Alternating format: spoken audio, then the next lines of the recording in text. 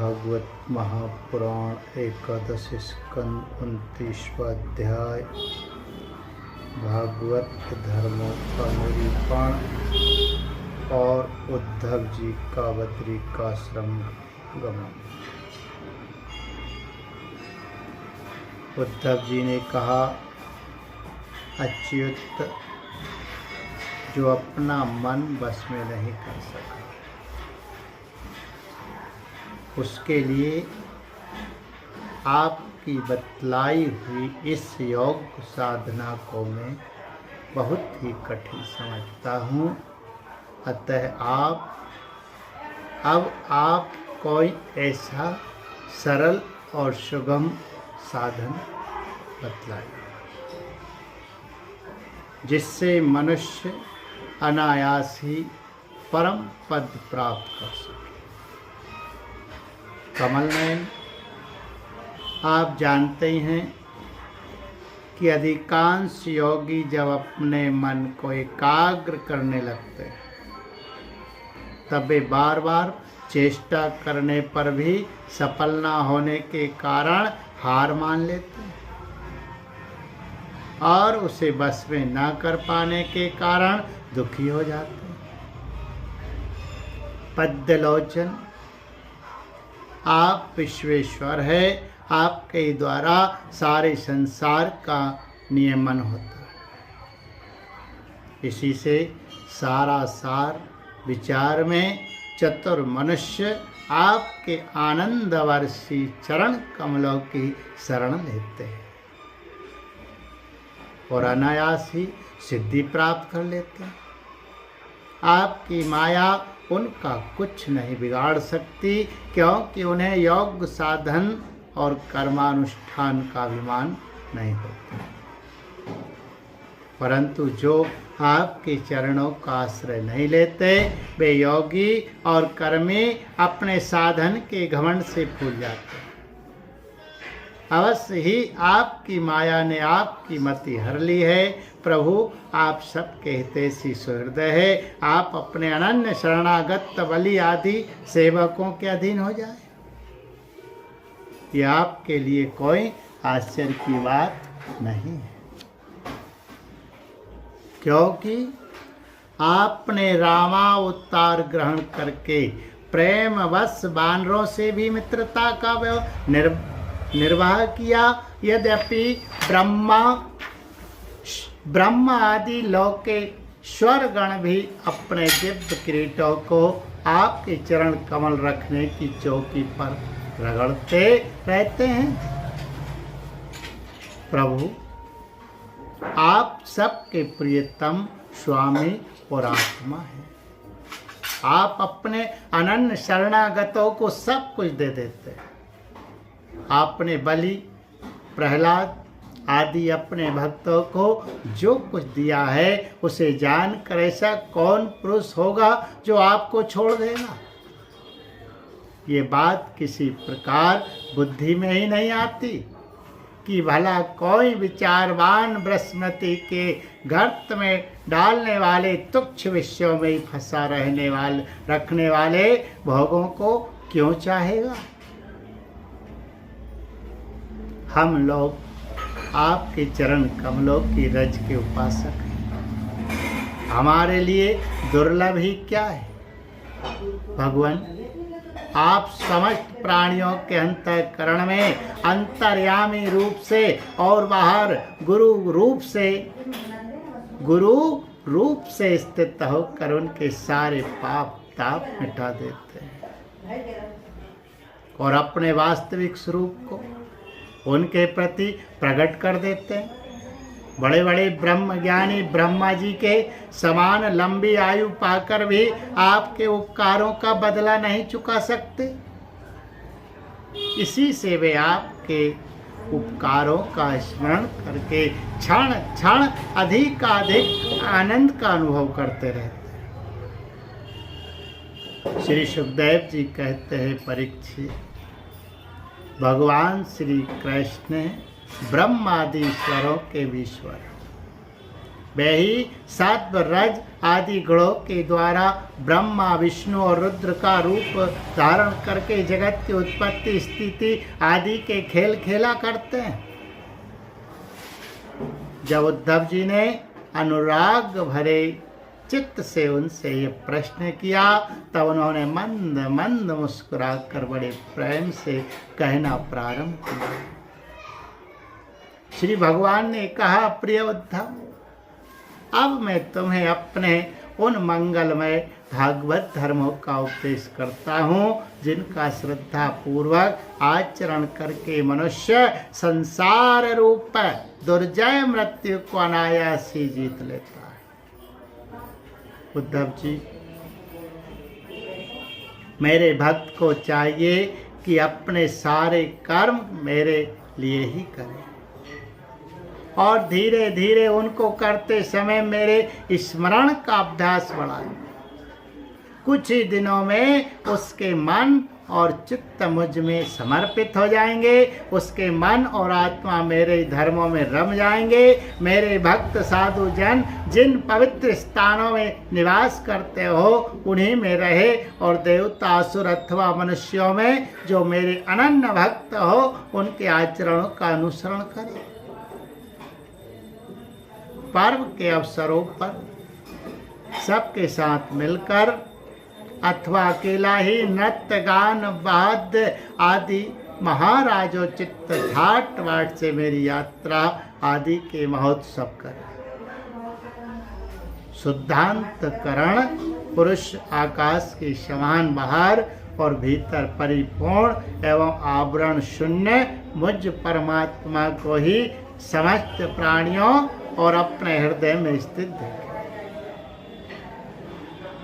निर्मल बुद्धि, उद्धव जी, जो साधक केवल इस ज्ञान दृष्टि का आश्रय लेकर संपूर्ण प्राणियों और पदार्थों में मेरा दर्शन करता है और उन्हें मेरा ही रूप मानकर सत्कार करता है तथा ब्राह्मण और चंडाल चोर और ब्राह्मण भक्त शूर और चिंगारी तथा कृपालु और क्रूर में समान दृष्टि रखता है, उसे ही सच्चा ज्ञानी समझना चाहिए।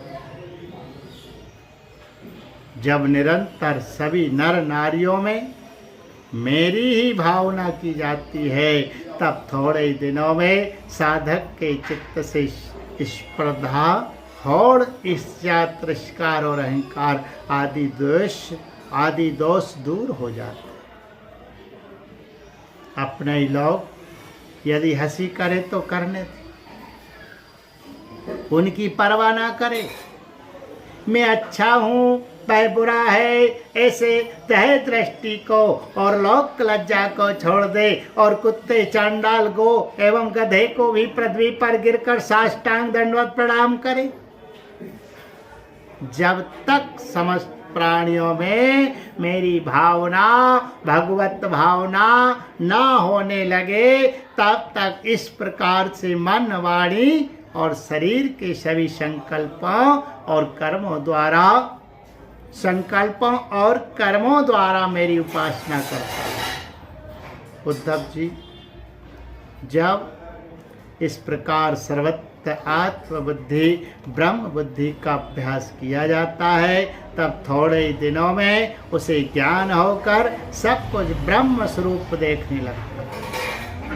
ऐसी दृष्टि हो जाने पर सारे संदेह अपने आप निवृत्त हो जाते हैं और वे सब कहीं मेरा साक्षात्कार करके संसार दृष्टि से उपराम हो जाता है।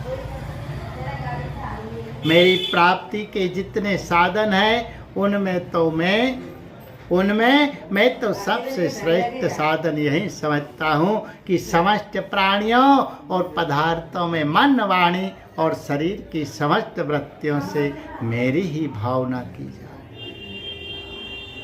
उद्धव जी, यही मेरा अपना भागवत धर्म है। इसको एक बार आरंभ कर देने के बाद फिर किसी प्रकार की विघ्न बाधा से इसमें रत्ती भर भी अंतर नहीं पड़ता, क्योंकि यह धर्म निष्काम है और स्वयं मैंने ही इसे निर्गुण होने के कारण सर्वोत्तम निश्चय किया है। भागवत धर्म में किसी प्रकार की त्रुटि पड़नी तो दूर रही। यदि इस धर्म का साधक भय शोक आदि के अवसर पर होने वाली भावना और रोने पीटने भागने जैसा निर्थक कर्म भी निष्काम भाव से मुझे समर्पित कर दे तो वे भी मेरी प्रसन्नता के कारण धर्म बन जाते हैं।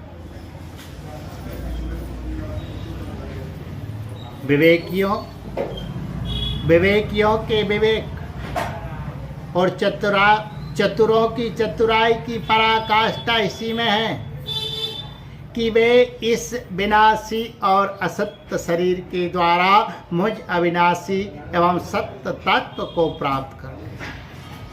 उद्धव जी, ये संपूर्ण ब्रह्म विद्या का रहस्य मैंने संक्षेप और विस्तार से तुम्हें सुना दिया।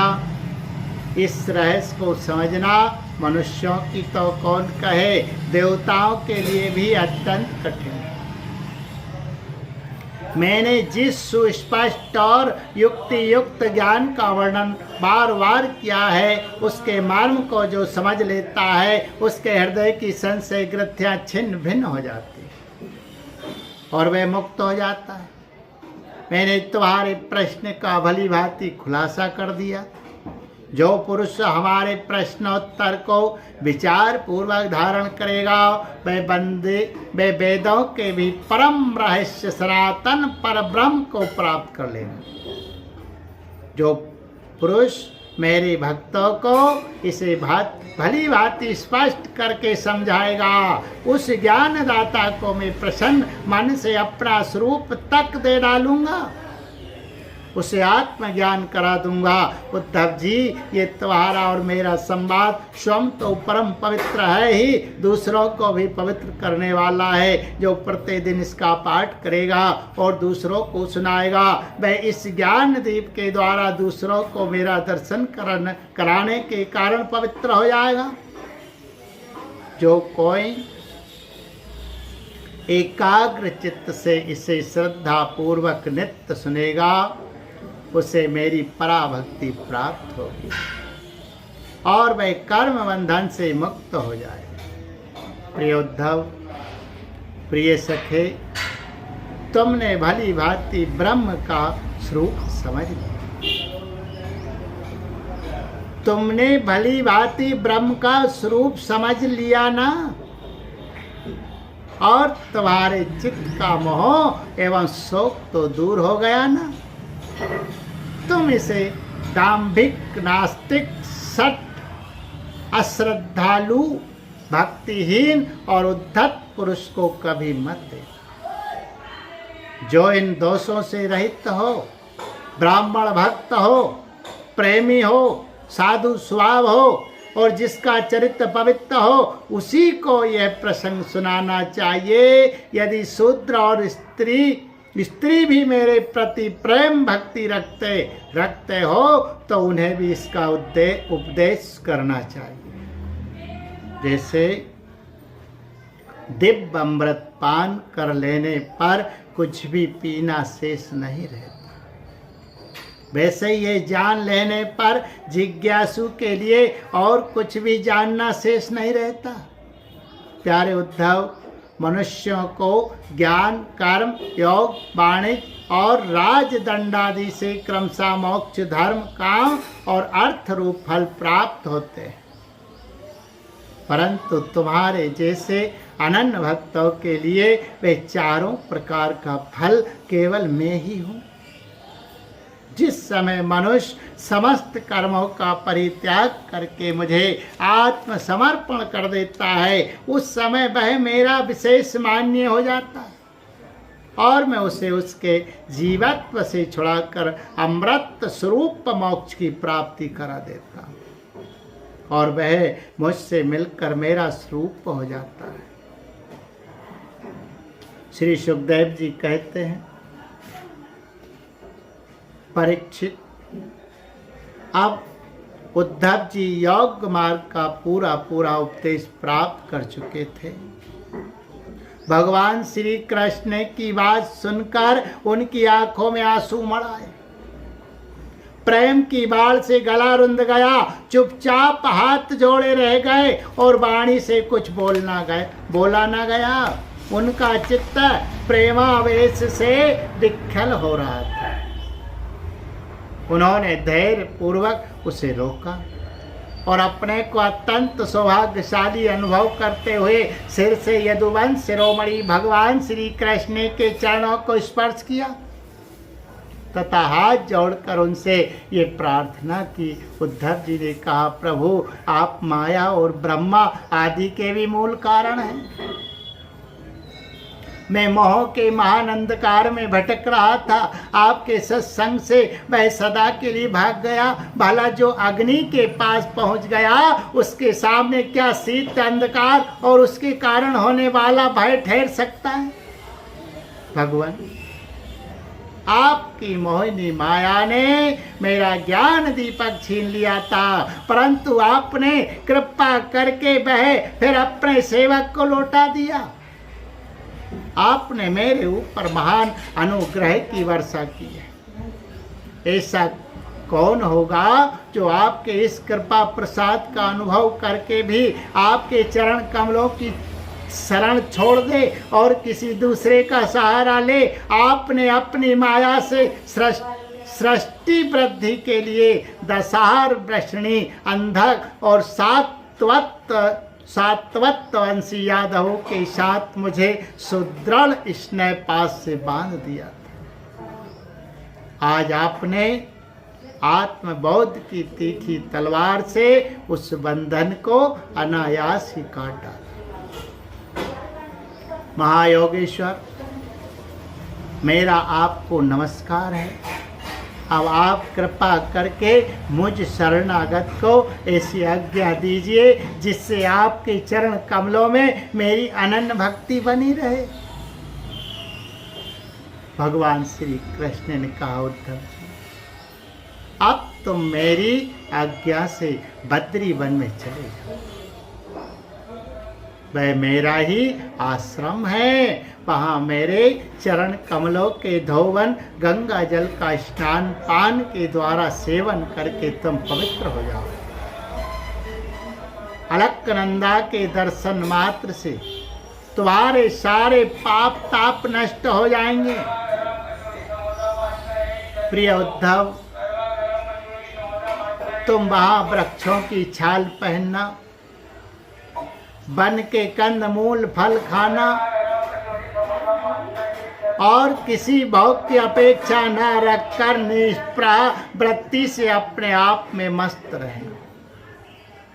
सर्दी गर्मी सुख दुख जो कुछ आ पड़े उसे सम रह कर सहना, स्वभाव सौम रखना, इंद्रियों को बस में रखना, चित्त शांत रहे, बुद्धि समाहित रहे और तुम स्वयं मेरे स्वरूप के ज्ञान और अनुभव में डूबे रहे। मैंने तुम्हें जो कुछ शिक्षा दी है उसका एकांत में विचार पूर्वक अनुभव करते रहना। अपनी वाणी और चित्त मुझ में ही लगाए रहना और मेरे बतलाए हुए भागवत धर्म में प्रेम से रम जाना। अंत में तुम त्रिगुण और उनसे संबंध रखने वाली गतियों को पार करके उनसे परे मेरे परमार्थ स्वरूप में मिल जाओगे। श्री सुखदेव जी कहते हैं, परीक्षित, भगवान श्री कृष्ण के स्वरूप का ज्ञान संसार के भेद भ्रम को छिन्न भिन्न कर देता है। जब उन्होंने स्वयं उद्धव जी को ऐसा उपदेश किया तो उन्होंने उनकी परिक्रमा की और उनके चरणों पर सिर रख दिया। इसमें संदेह नहीं कि उद्धव जी संयोग वियोग से होने वाले सुख दुख के जोड़े से परे थे, क्योंकि वे भगवान के निर्द्वंद चरणों की शरण ले चुके थे। फिर भी वहाँ से चलते समय उनका चित्त प्रेमावेश से भर गया। उन्होंने अपने नेत्रों की झरती हुई अश्रुधारा से भगवान के चरण कमलों को भिगो दिया। परीक्षित, भगवान के प्रति प्रेम करके उसका त्याग करना संभव नहीं है। उन्हीं के वियोग की कल्पना से उद्धव जी कातर हो गए। उनका त्याग करने में समर्थ न हुए, बार बार विकल होकर मूर्छित होने लगे। कुछ समय के बाद उन्होंने भगवान श्री कृष्ण के चरणों की पादुकाएं अपने सिर पर रख ली और बार बार भगवान के चरणों में प्रणाम करके वहां से प्रस्थान किया। भगवान के परम प्रेमी भक्त उद्धव जी हृदय में उनकी दिव्य छवि धारण किए बद्री का आश्रम पहुंचे और वहां उन्होंने तपोमय जीवन व्यतीत करके जगत के एकमात्र हितैषी भगवान श्री कृष्ण के उपदेशानुसार उनकी स्वरूप भूत परम गति प्राप्त की। भगवान शंकर आदि योगेश्वर भी सच्चिदानंद स्वरूप भगवान श्री कृष्ण के चरणों की सेवा किया करते हैं। उन्होंने स्वयं श्री मुख से अपने परम प्रेमी भक्त उद्धव जी के लिए इस ज्ञानामृत का वितरण किया। ये ज्ञानामृत आनंद महासागर का सार है। जो श्रद्धा के साथ इसका सेवन करता है वह तो मुक्त हो ही जाता है, उसके संग से सारा जगत मुक्त हो जाता है।